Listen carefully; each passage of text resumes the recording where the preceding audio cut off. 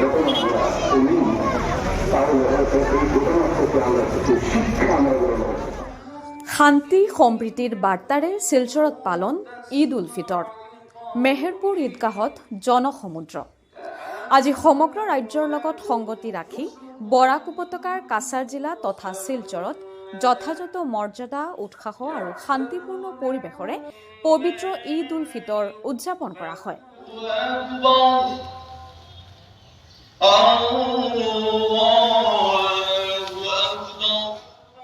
চহৰৰ বিভিন্ন ঈদগাহৰ লগতে ঐতিহাসিক মেহেৰপুৰ ঈদগাহতো সহস্ৰাধিক ইছলাম ধৰ্মাৱলম্বী লোকৰ উপস্থিতিত ঈদৰ নামাজ আদায় কৰা হয়।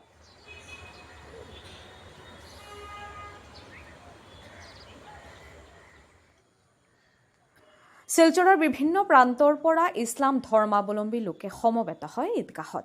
বিশেষকৈ শিলচৰৰ ঐতিহ্যমণ্ডিত মেহেৰপুৰ ঈদগাহত দেখা যায় অভূতপূৰ্ব জনসমাগম। 10,000তকৈও অধিক লোক গোট খাই দুৰাকাত ঈদৰ নামাজ আদায় কৰে, যাৰ ফলত সমগ্ৰ ঈদগাহ জনসমুদ্ৰত পৰিণত হয়।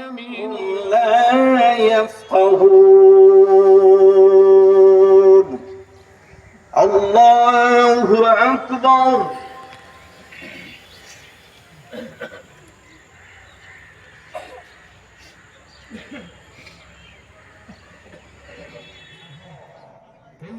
ঈদৰ নামাজ পাঠ কৰোৱাই বিশিষ্ট ইছলামিক চিন্তাবিদ মৌলানা আব্দুল ৱাহিদ চাহিবে।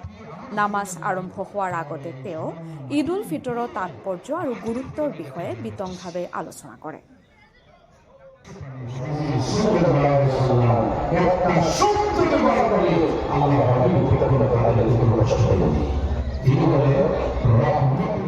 তেওঁৰ ভাষণত মানৱতা, ভাতৃত্ববোধ আৰু সমাজত সম্প্ৰীতিৰ প্ৰয়োজনীয়তাৰ বাৰ্তা প্ৰেৰণ কৰা হয়।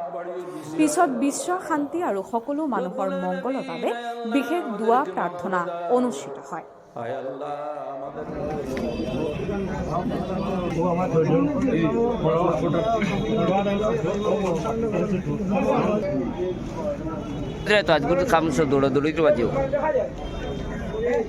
যারা আছেন তাদের জন্য আজকে অনেক কিছু শিক্ষণীয় বিষয় আছে।